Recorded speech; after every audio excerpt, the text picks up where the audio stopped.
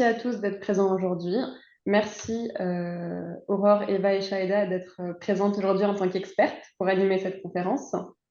Et merci également à nos partenaires privilégiés, sans qui l'événement du Printemps de la robotique ne pourrait pas avoir autant de visibilité. Alors, pour les citer, donc, nous avons l'ANAP, les ARTLH, l'UMM Lyon France, Mécalliance, Coboteam, Omron et Robotics Valais. Et on est très fiers de les avoir avec nous aujourd'hui. On va donc pouvoir démarrer cette dernière conférence du Printemps de la robotique sur la thématique suivante, qui est donc comment faciliter l'acceptabilité des AMR dans les établissements de santé.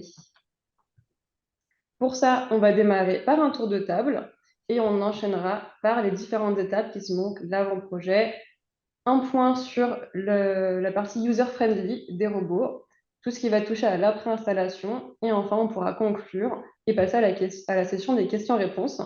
Pour ça, n'hésitez pas à noter toutes vos questions au fur et à mesure de la conférence et à les poser dans le canal dédié qui est Q&R, donc juste à droite du canal chat. Shaida, je vous laisse donc la parole pour démarrer ce tour de table. Merci Alexa. Bonjour à tous. Je m'appelle Shaida Djaoudine. Je suis ingénieure en biologie de la plateforme de haut débit pluridisciplinaire du DMI Biogem de l'hôpital Pitié-Salpêtrière. Donc le DMI Biogem, c'est le regroupement de tous les hôpitaux de ce groupe hospitalier. Donc notre groupe hospitalier appartient à la PHP Sorbonne Université, qui comprend 1677 lits d'hospitalisation et 389 places de jour. Donc, cette solution de robot collaboratif a été déployée dans les bâtiments de pharmacie où elle regroupe la majorité des laboratoires de l'hôpital, où on traite environ 4000 dossiers par jour. Et donc, ce projet a été financé par le fonds Après, qui est un fonds mis en place par la PHP qui existe depuis juin 2020. Et donc, c'est un fonds qui est utilisé pour améliorer le quotidien des professionnels. Donc ce projet était mis en place et est en cours avec la participation et l'investissement des différents acteurs de la PHP, dont notamment la direction de la stratégie et de la transformation, notre DMU, la direction des achats, des développements durables et de la logistique, la direction des investissements et des services numériques. Et puis, donc là, dans notre cadre, on est dans un projet en location. C'est-à-dire, on a démarré en décembre 2023, qui va aller jusqu'à début juillet 2024. Et puis, il y aura une étude de cette location pour derrière acquérir ou non. Et donc, dans notre cas, l'application qu'on avait faite, c'est pour faire des transports des prélèvements entre les différents laboratoires. Et pour vous expliquer un peu, dans notre bâtiment de pharmacie, tous les laboratoires se situent sur 5 étages. Donc, le robot, il fait vraiment tous les différents étages pour faire le transport des prélèvements. Merci. Bonjour, moi c'est Aurore Mailleux, je suis coordinatrice opérationnelle de la logistique et chef de projet du projet robotisation des flux logistiques au sein du centre hospitalier de Wallonie-Picarde à Tournai en Belgique. Donc le CH WAPI est un centre hospitalier qui est réparti sur 3 sites et 2 polycliniques qui compte 700 lits d'hospitalisation classique et 140 lits d'hôpital de jour. On est actuellement occupé de travailler sur un gros projet qui vise à rassembler l'ensemble des activités hospitalières sur un site unique, donc qui est actuellement en construction, en vue d'être mis en fonctionnement à partir de 2026. Ce projet architectural, il est également alimenté par toute une série de projets organisationnels. Donc, on compte environ actuellement en cours une centaine de projets dans les différents secteurs de l'hôpital, dont le projet robotisation des flux logistiques. Et nous anticipons donc la mise en service du site unique avec la mise en place d'un robot AMR Meanwhile à partir d'octobre de cette année, donc octobre 2024, sur l'un de notre sites, le site Union, pour la robotisation du transport des médicaments de la pharmacie vers les unités de soins et les consultations. Et donc, le projet se poursuivra à l'ouverture du site avec la réflexion sur la robotisation des flux logistiques plus large et donc notamment le transport de chariots et donc de charges lourdes. Merci. Merci. Bonjour à tous, Eva Borisov, donc je suis chef de projet chez Meanwhile, spécialisée sur la santé. J'ai une formation d'ingénieur en système autonome et diplômée de Polytech Lille depuis 2012. Alors, on va introduire cette conférence par un peu replacer le contexte. De nos jours, donc, le robot mobile autonome ou AMR est une technologie qui est de plus en plus présente au sein des industries, mais également des établissements de santé. Elle est d'autant plus qu'elle s'intègre facilement dans un circuit de production, un environnement existant, contraint, un lieu de travail, dans une équipe. Les établissements de santé, du coup, tendent à se tourner vers la solution de la robotique mobile autonome car elle permet de redonner du temps aux soignants et d'offrir de meilleures conditions de travail à leur personnel, sans pour autant, heureusement, les remplacer par un robot. Mais pour que cette solution soit aussi efficace qu'elle peut l'être, elle doit être acceptée par l'ensemble des équipes. Dans cette conférence, nous allons donc aborder avec nos experts l'ensemble des éléments à prendre en compte et des actions à mettre en place pour faciliter l'acceptation de vos collaborateurs à l'intégration de robots mobiles autonomes. Merci. Et on va pouvoir débuter cette première partie de conférence en abordant la partie de l'avant-projet.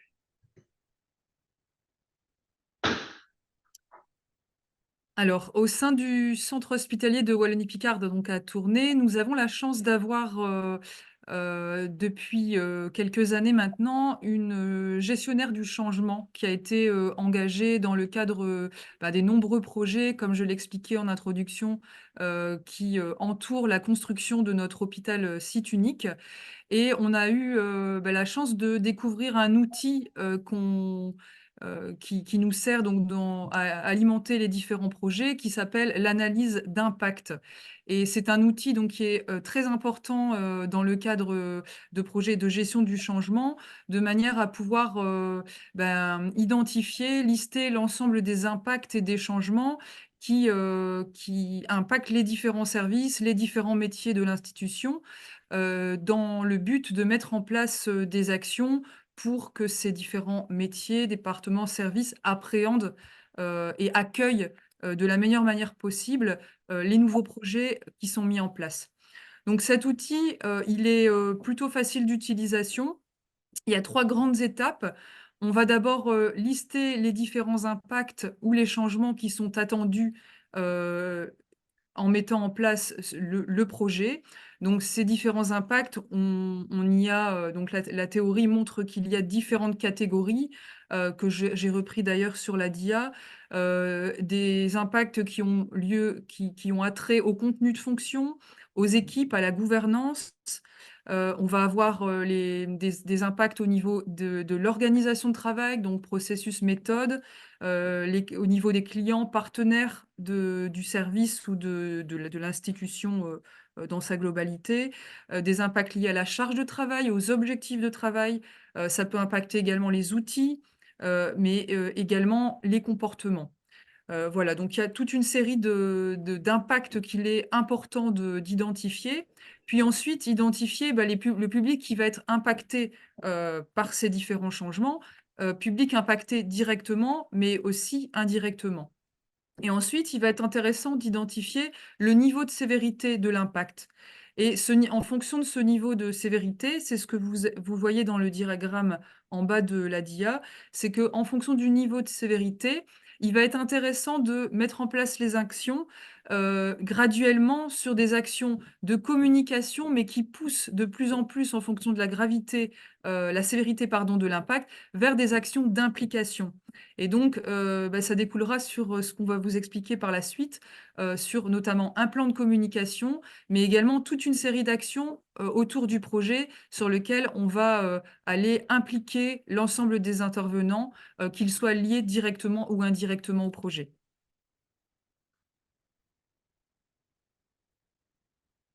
Alors, au niveau du CHOAPI, donc découlant de cette analyse d'impact, nous avons identifié toute une série d'actions qui font partie du plan de communication de l'institution. Plan de communication qui a été mis en place aussi bien pour toucher le public interne, nos collaborateurs, mais également l'externe.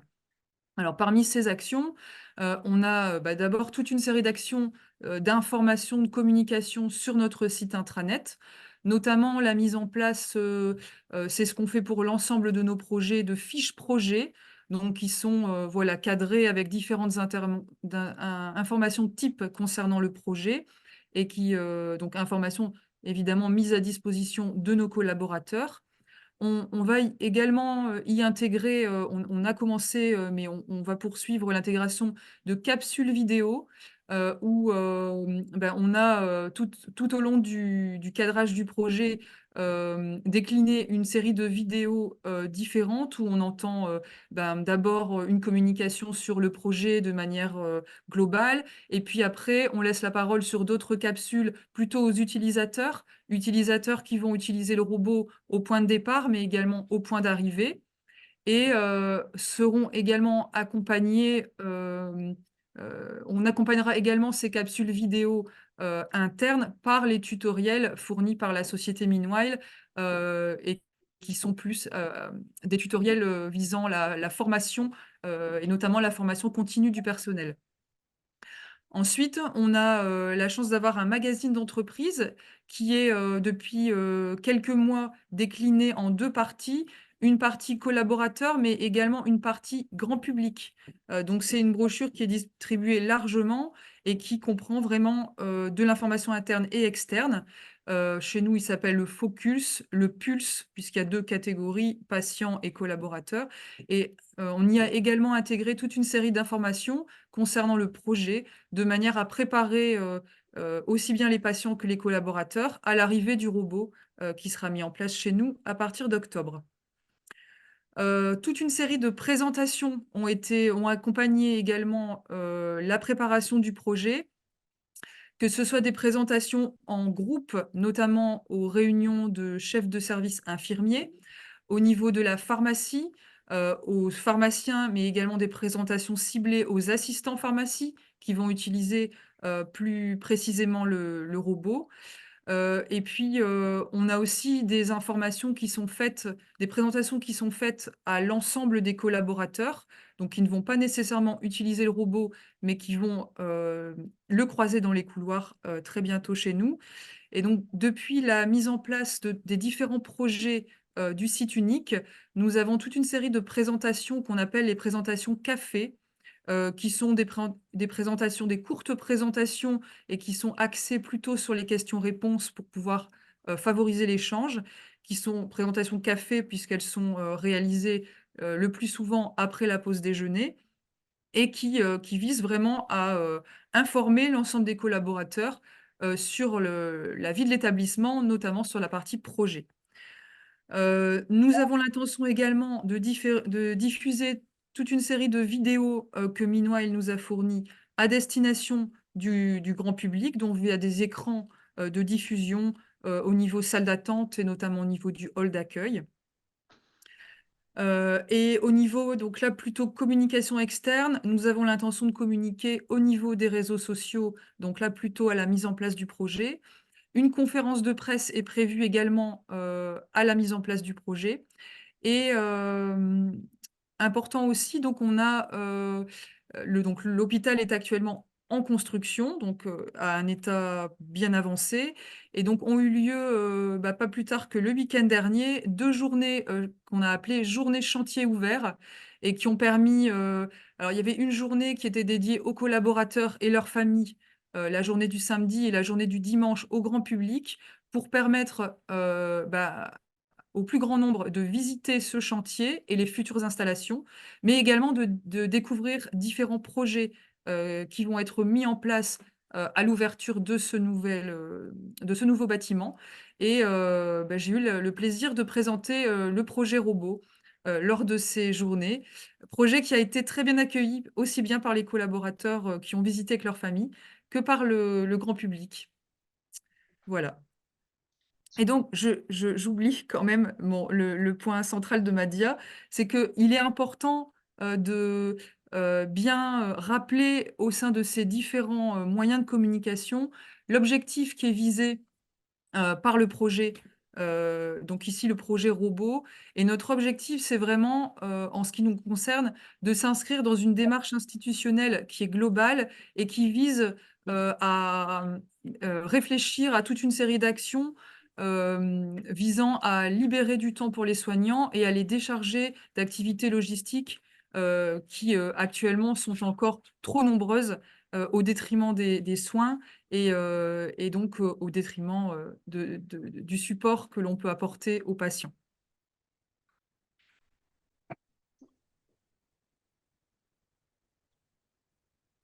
Alors, pour notre part, à la PHP, comment nous avons procédé pour communiquer sur cette solution, c'est déjà le pré-travail. Donc, ce qui a fait la grosse différence entre si le robot est mieux accueilli, accepté ou non. Donc, déjà, on a commencé par faire des cartographies des besoins et des analyses de la faisabilité. Donc, comme je vous ai dit, on travaille sur plusieurs étages. Actuellement, le robot, il n'est pas utilisé pour tous les transports de prélèvement. Donc, cette cartographie a déjà été effectuée en interne, puis ça a été discuté avec Meanwhile pour savoir quelles sont les limites de la solution. Et puis, c'était aussi le moment de constituer l'équipe projet de notre côté, comme ça demande l'intervention de plusieurs services, que ce soit l'informatique, technique, etc. Donc voilà, une fois qu'on a constitué l'équipe projet, on a avancé sur cette solution. Et donc là, la deuxième étape, c'était la présentation de la société Meanwhile par les experts de Meanwhile. Donc, c'était une présentation ouverte à tout le monde qui a été faite sur 2 tranches horaires pour pouvoir accueillir le maximum de collaborateurs. Et donc, c'est la société, c'est Eva qui parle de comment la genèse de la société, les différentes solutions, et aussi de présenter des différents cas où c'est en fonctionnement avec des vidéos, etc. Et c'était très intéressant pour les différents collaborateurs de visualiser et d'imaginer. Mais on ne s'est pas arrêté à là et on est passé par une journée de démonstration. Donc, Équipe Meanwhile s'est déplacée une deuxième fois chez nous et des vraies missions ont été programmées sur une demi-journée. Et donc, vraiment, les utilisateurs, ils pouvaient tester le robot en temps réel avec des vrais prélèvements pour qu'ils se rendent compte comment la solution est facile à utiliser et peut leur rendre vraiment service. Et cette journée de démonstration, on l'a vraiment fait élargir jusqu'à ce que même l'équipe de nuit puisse s'en servir. Et donc, cette journée, pour moi, ça a vraiment changé la vie de plusieurs personnes et ça leur aura permis de se rendre compte de eux-mêmes que finalement, la solution est très facile à utiliser et peut rendre service. Et puis après, il y a eu plusieurs réunions entre les différents acteurs pour finaliser sur certaines choses, comme déjà concevoir l'armoire, définir des missions, finaliser sur les périls robotiques qu'on avait choisis, et puis les formations, etc. Donc, cette partie de pré-travail qui était bien programmée, bien travaillée, enfin, bien réfléchi, on va dire, qui a aidé à mettre en place le projet avec beaucoup plus de tranquillité et donc le plus accepté par l'équipe. Alors, un autre exemple de ce type d'événement, effectivement, que l'on peut mettre en place pour communiquer sur la solution, a été réalisé par exemple par le CHU de Reims également, durant la phase de développement et avant l'arrivée de leurs 2 robots pour le transport des médicaments 24 heures sur 24 dans un tout nouveau bâtiment. Ils ont en effet organisé 2 jours de showroom pour présenter les différentes nouvelles technologies qui seront présentes dans leur nouveau bâtiment. donc notamment donc, le robot mobile Meanwhile, mais également les vestiaires connectés, certains outils logistiques. Voilà, il y avait plusieurs fournisseurs de ces nouvelles technologies qui étaient présentes lors de ce showroom. Et donc cet événement a été mis en place à côté du SELF du CHU afin de permettre au plus grand nombre du personnel de venir voir les démonstrations des futurs produits et surtout d'échanger avec les fournisseurs.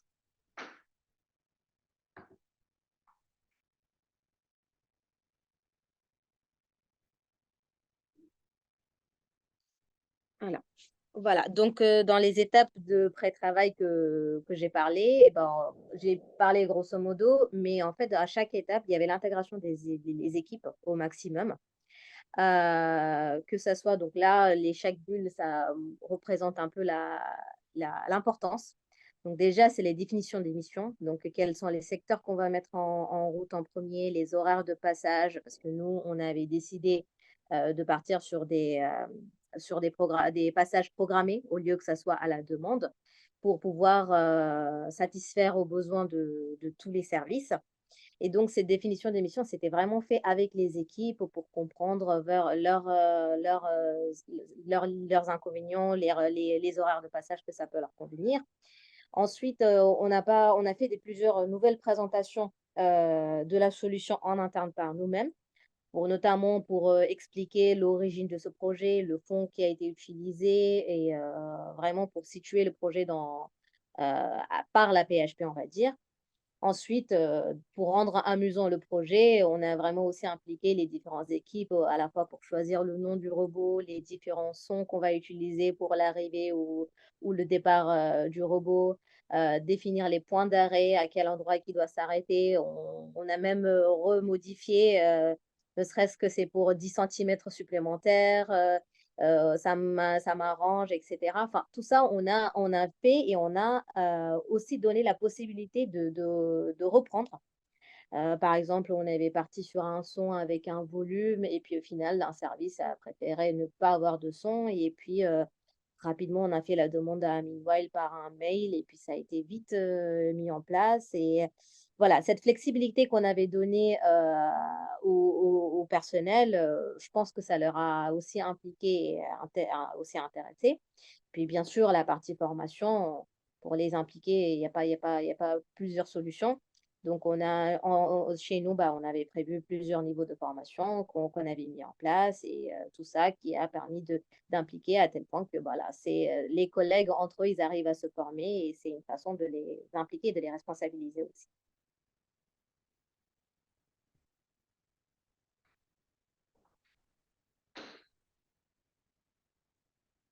Ah, Aurore, je crois que votre micro est coupé. Oui, tout à fait. Alors, je disais dans la continuité de ce que nous a expliqué, Shaïda, on a, également chez nous, impliqué, beaucoup le personnel et c'est ce que je reprenais dans ma pyramide de droite. C'est important d'impliquer les équipes et toutes les équipes, c'est-à-dire de la direction jusqu'à tous les collaborateurs pour vraiment, maximiser l'acceptabilité, du projet au sein de l'hôpital. Alors la direction, quand je mets la direction, c'est, au travers du projet donc, chez nous notre méthodologie de projet prévoit qu'il y ait par projet un chef de projet, un coach. Donc un coach, c'est le support méthodique du projet et un sponsor qui est un membre de la direction, donc un directeur représentant donc du comité direction et qui est là pour faciliter le projet. Donc c'est important d'impliquer au sein du projet le sponsor et le coach pour que, le projet, notamment soit validé au comité direction, mais aussi qu'il y ait un état d'avancement qui soit, restitué régulièrement. Évidemment, il y a ensuite l'équipe projet qu'il faut impliquer donc régulièrement au travers de réunions. Les parties prenantes également du projet, qui font pas nécessairement partie de l'équipe projet, mais qui à un moment donné seront impactées par ce projet. Les utilisateurs finaux, donc au sens large, puisque voilà, dans notre cas d'utilisation, c'est l'ensemble du personnel des unités de soins, qui vont être amenés à ouvrir le robot pour récupérer la commande de médicaments, mais également l'ensemble des préparateurs en pharmacie qui, eux, auront à charge d'alimenter le robot une fois que les préparations de commandes seront faites.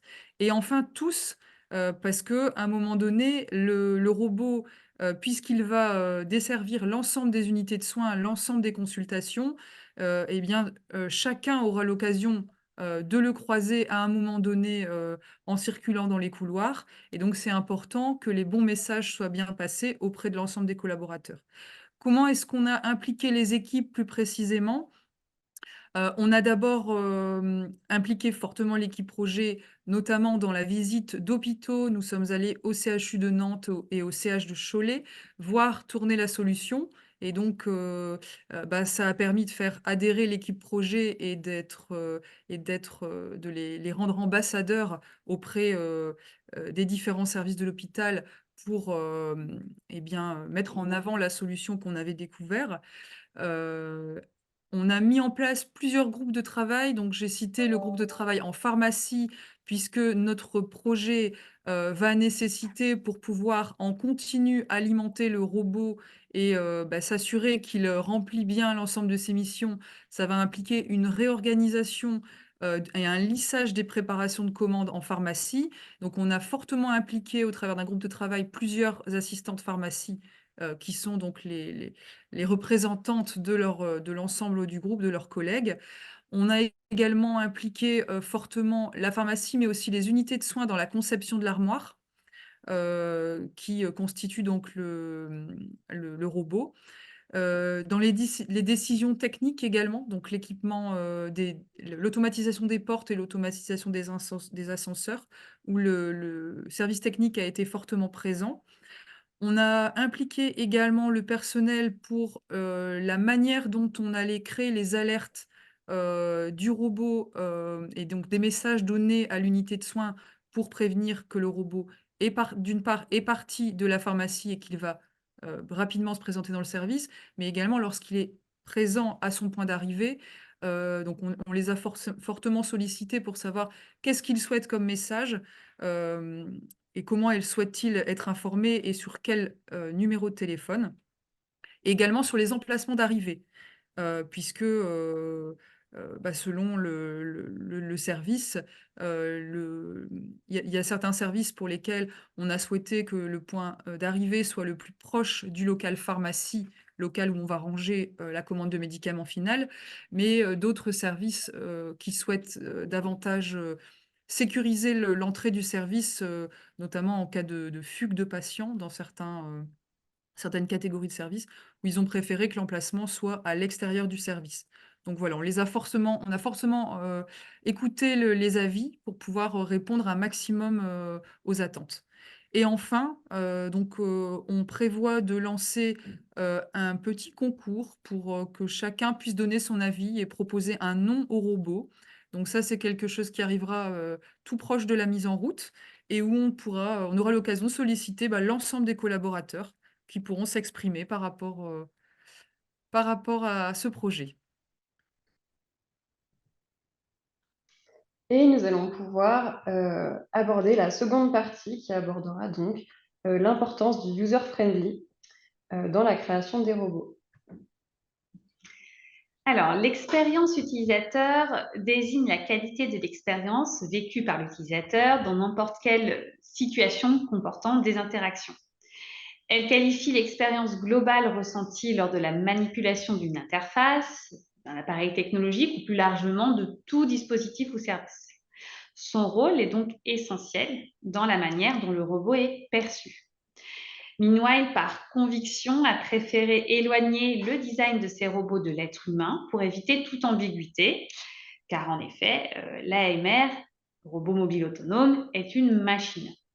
Toutefois, il est important pour l'expérience utilisateur que le design du robot soit agréable et sympathique. Les robots Meanwhile sont donc pensés dans leur intégralité dès leur conception pour que l'utilisateur se sente en sécurité et en confiance lorsqu'il se trouve à proximité du robot. Ainsi, au niveau de la conception, on a opté pour une forme plutôt arrondie, un faible encombrement, une petite taille et un aspect sympathique qui est différent de l'aspect humanoïde. De plus, que ce soit donc visuellement par des écrans, des voyants lumineux ou par des sons, des alarmes, des voix, les robots et le personnel doivent en permanence échanger diverses informations afin d'assurer une collaboration efficace. C'est donc ici que les fonctions d'ergonomie et de sécurité interviennent, car elles sont également essentielles. Elles sont essentiellement centrées sur l'utilisateur. Elles interviennent de manière importante sur les notions de facilité d'utilisation, avec par exemple une interface d'écran simple, intuitive, des boutons d'arrêt positionnés stratégiquement, ergonomiquement, mais aussi sur la notion de convivialité et de manière générale, ces fonctions privilégient la plus grande transparence et la rapidité dans la communication entre le robot et l'humain. Notamment, pour une bonne communication, le robot va par exemple parler souvent, donc avec une voix de synthèse ou une voix enregistrée, pour énoncer ce qu'il fait. Par exemple, dans les étapes d'une prise d'ascenseur, il va dire « je vais prendre l'ascenseur, je me rends à l'étage X ». Voilà, donc il va énoncer un peu toutes les étapes de cette prise d'ascenseur pour communiquer avec l'utilisateur. Enfin, pour compléter l'expérience utilisateur, il est essentiel d'utiliser une technologie qui offre une navigation naturelle, fluide et agile, et ainsi renforcer la confiance de l'humain dans la machine. Pour une bonne acceptabilité, il est essentiel que le personnel se sente en sécurité, à proximité du robot, et surtout qu'ils ne se sentent pas gênés par le robot. Donc, pour conclure cette partie, le robot doit donc s'intégrer dans l'environnement comme un nouveau membre de l'équipe, tout en ne cachant pas, en ne gommant pas le fait que c'est une machine, mais une machine user-friendly, une machine au service de l'humain. Et nous allons pouvoir passer à la troisième partie de cette conférence qui abordera l'après-installation.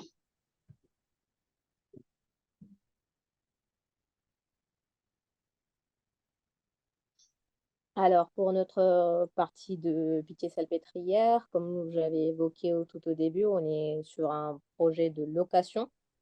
Donc, l'idée, c'est de pouvoir tester, de les évaluer et puis aussi de voir, de l'adopter au final. Donc, là, on est à l'étape évaluation parce qu'on est en mi-parcours de ce projet. Donc, là, ce que j'ai fait un recueil de retours des expériences auprès des utilisateurs. Et donc là, j'ai recueilli, mais là, l'exploitation est toujours en cours.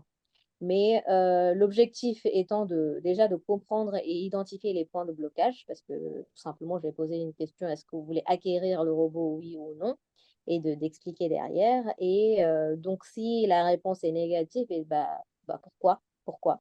Est-ce que ce sont des points facilement qu'on peut résoudre les problèmes? Et dans ce cas-là, proposer des solutions. Et donc, si les solutions sont faciles à mettre en place, donc déjà de le prévoir dès maintenant, au lieu d'attendre la fin de location et de dire finalement on peut faire ça ou ça. Et aussi d'évaluer les avantages et les inconvénients de la mise en place, parce que comme j'ai dit, tous les secteurs n'ont pas été ajoutés dès le départ. Donc, ça se trouve que un secteur, au final, ça n'apporte pas plus qu'autre chose, mais par contre, un autre secteur peut en bénéficier. Donc, voilà, c'était aussi l'occasion d'évaluer.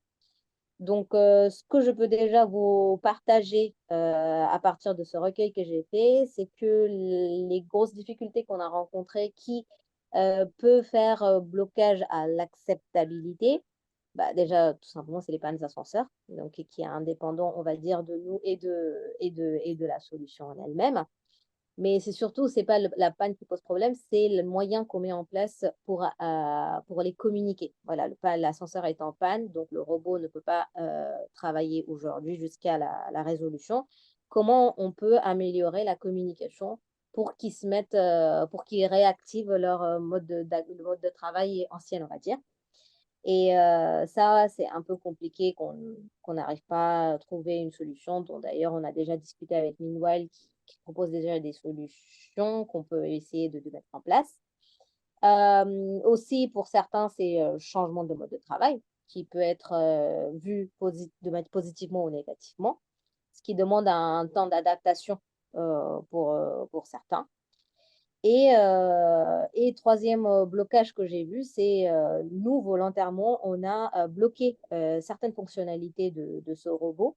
Par exemple, là, actuellement, on a mis en place pour que les transports de prélèvement se fassent unidirectionnels, c'est-à-dire l'envoi se fait d'un endroit et à la réception. Et s'il y a des erreurs d'envoi, on a volontairement bloqué la renvoi de ces erreurs, par le robot même. Tout simplement, c'est parce qu'on n'a pas encore assez de recul, par rapport au temps que ça peut prendre, entre les différentes missions ou aussi, déjà le temps que les différents utilisateurs s'habituent avec cette solution avant de leur donner toutes les fonctionnalités. On voulait faire étape par étape. Donc voilà, donc si, c'est déjà ces différentes difficultés qu'on a rencontrées et qu'on arrive à trouver des solutions rapidement, je pense que déjà quelques, personnes qui sont réticents à cette solution, je pense qu'on peut avoir, leur acceptabilité ou voir cette adoption à cette, solution. Et effectivement, comme l'a précisé Shaïda, Meanwhile reste donc à l'écoute de ses clients et surtout de leur retour sur les robots qu'ils utilisent eux quotidiennement, afin donc de toujours faire évoluer autant que possible les solutions qui sont déjà en place pour améliorer chacun des points de la solution et donc favoriser l'acceptabilité, parce que l'acceptabilité ne doit jamais être prise pour acquise.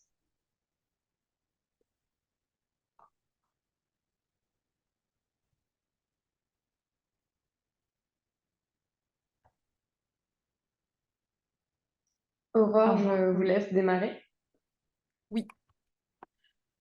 Alors au niveau pour pouvoir maintenir l'acceptabilité, il est important de, pouvoir garantir que tout nouveau collaborateur qui serait impliqué dans le projet puisse avoir, l'information nécessaire, la formation nécessaire pour pouvoir, effectuer, la tâche qu'il doit, effectuer pour, soit charger, soit décharger, le robot. Et donc la société Meanwhile, fournit toute une série de formations à la mise en place, à différents niveaux, c'est-à-dire des formations plutôt experts, avancées et des formations utilisateurs au chargement, mais aussi au déchargement, selon les différents droits d'accès. Mais nous avons également la possibilité d'avoir toute une série de tutoriels qui, reprennent finalement, une information synthétique, des différentes actions à effectuer sur le robot et chez nous, en tout cas, ce sera, un élément très intéressant à mettre à disposition, dans la même catégorie que les e-learning disponibles dans notre logiciel de formation, pour pouvoir justement assurer cette formation continue, qui est, nécessaire compte tenu des nombreux collaborateurs qui vont, intervenir sur le robot. Et comme Aurore l'a précisé, il y a bien, Meanwhile propose plusieurs niveaux de formation, experts et utilisateurs classiques. Nous, on a décidé de prendre ces 2 niveaux, notamment pour, prévoir une éventuelle, changement un turnover. Donc, comme ça, un expert pourra former les nouveaux arrivants, mais finalement, la formation pour l'utilisation classique est tellement, simple et la prise en main, enfin, de ce robot est tellement facile que, bah, finalement, c'est le collègue qui forme, qui montre à son autre collègue, c'est même pas une formation, je dirais. Voilà, elle le voit faire et elle peut le faire une deuxième fois. C'est vraiment tellement facile, que finalement les référents sont plutôt pour débloquer des situations en cas de panne, appeler, la société, enfin voilà, c'est plutôt pour ces missions que les référents qui sont là. Et aussi, comme j'ai parlé de turnover, donc là, comme j'ai dit, on travaille sur 5 étages, ça implique à peu près 7 services. Et donc, c'est sûr que les turnovers, c'est facile chez nous. Mais comment on fait maintenir l'acceptabilité de ces robots? Bah, tout simplement pour moi, c'est ceux qui sont déjà présents. Si eux, ils ont accepté, pour les nouveaux arrivants, ça passera sans problème. Parce que c'est les personnes qui sont sur place qui vont former les nouveaux arrivants. Et si pour les nouveaux arrivants, on montre déjà l'organisation du service en intégrant le robot, c'est une partie du service. Donc, je pense que pour maintenir l'acceptabilité, c'est déjà à convaincre et faire adopter par le personnel qui est là depuis des années, et qui est le maillon important du service. Effectivement, c'est un des éléments va passer donc par la formation en plus de tout ce qu'on a pu dire sur les différentes phases de vie du projet. J'apporte une légère précision donc sur ces formations. Comme elles vous l'ont dit, on a plusieurs niveaux de formation qui sont dispensés durant la mise en service et notamment des formations plus avancées des robots qui vont permettre de comprendre comment fonctionne la navigation naturelle du robot et donc en fait permettre une meilleure analyse du comportement du robot. Parce que nous nous rendons compte que comprendre pourquoi le robot agit de telle ou telle manière, c'est bénéfique pour l'acceptabilité. Et donc, pour aider l'utilisateur à comprendre le comportement du robot, on a aussi le client donc, qui peut indiquer au sol les points de stationnement, par exemple, qui sont utilisés par le robot, afin d'éviter les encombrements de cela et de permettre au robot de naviguer de manière plus fluide et de garder l'implication des équipes sur son interaction avec le robot et sur la compréhension de son comportement. Et on va pouvoir passer à la conclusion. Shaïda, je vous laisse la parole. Merci Alexia. Donc voilà, de notre côté, bah, comment on a rendu le projet pour l'instant accepté, c'est en rendant le projet le plus amusant possible. Donc en utilisant des petits outils par smartphone, etc., pour choisir le nom, que ce soit choisir le son, etc. Je trouvais qu'au démarrage, c'était plutôt ce côté amusant qui a fait un peu adhérer tout le monde. Ça change quand même de leur quotidien et des vidéos qui sont prises par tout le monde pour montrer à leur famille. Voilà, je pense que le rendre le plus amusant, je pense que ça a bien porté fruit, en tout cas dans notre cas-là. Et si vous avez idée de mettre en place un projet de robot, pour moi, les robots collaboratifs, c'est vraiment pour enlever des missions improductives, on va dire, des utilisateurs, et non pour réduire le personnel. Parce que le temps technique qu'un personnel, on lui permet de gagner grâce à ces solutions comme ça, il faut plutôt l'utiliser dans d'autres tâches ou missions beaucoup plus intellectuelles ou intéressantes. Voilà, ça c'est ma conclusion que je donnerai. Et puis, une petite vidéo amateur de notre utilisation en cours. Voilà.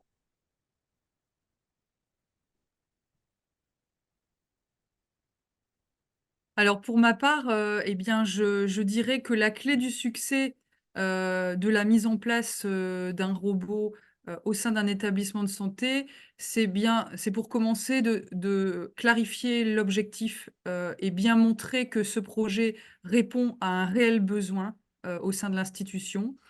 Ensuite, donc comme j'ai pu vous le montrer au travers de notamment l'outil analyse d'impact qu'on a pu utiliser chez nous, il est important d'avoir un plan de communication qui soit, qui vise l'ensemble des publics pour, de la même manière faire adhérer un maximum, de collaborateurs, mais aussi, les patients, hein, qui auront, l'occasion de voir circuler la solution bientôt chez nous. Et une des clés du succès, c'est évidemment l'implication de l'ensemble du personnel.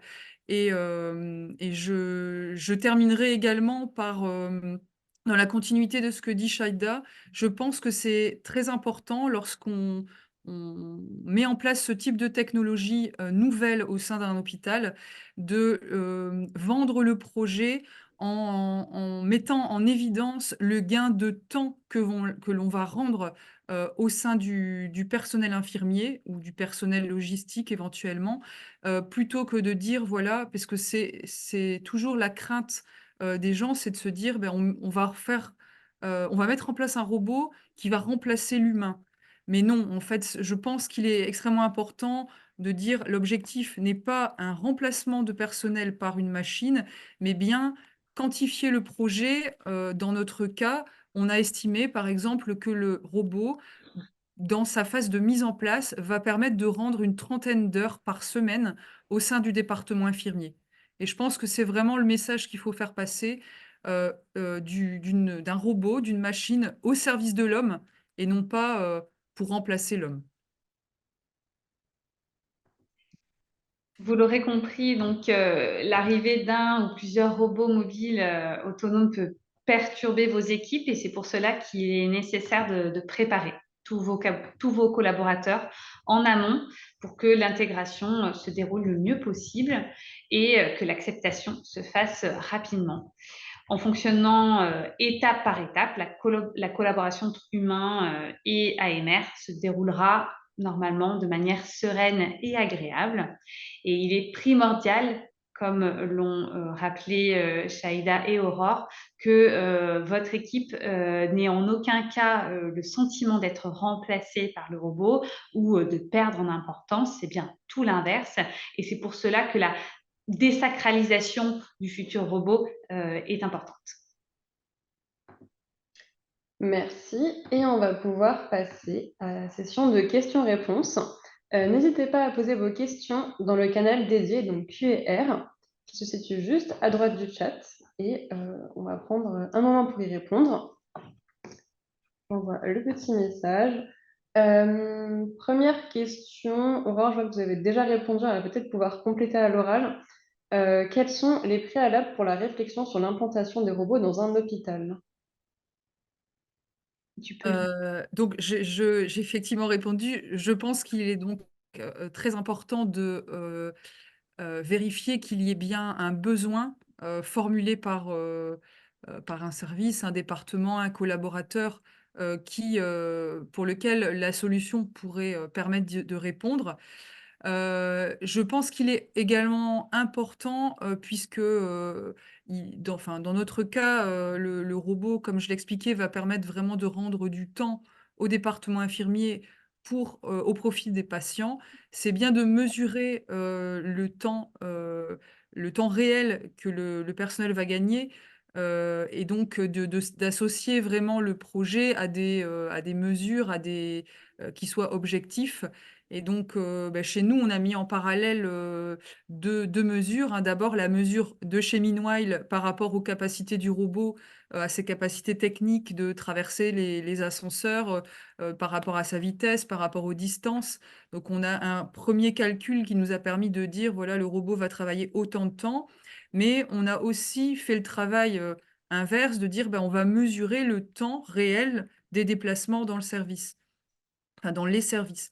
Et donc on a mis en place pendant, plusieurs semaines, un comptage, hein, manuel pour dire, voilà, dès que, quelqu'un du service se rend en pharmacie, on va compter, voilà, à quelle heure je pars, à quelle heure je reviens, pour pouvoir quantifier et puis, dire, hem, on a en parallèle les données Meanwhile, mais aussi on a le réel.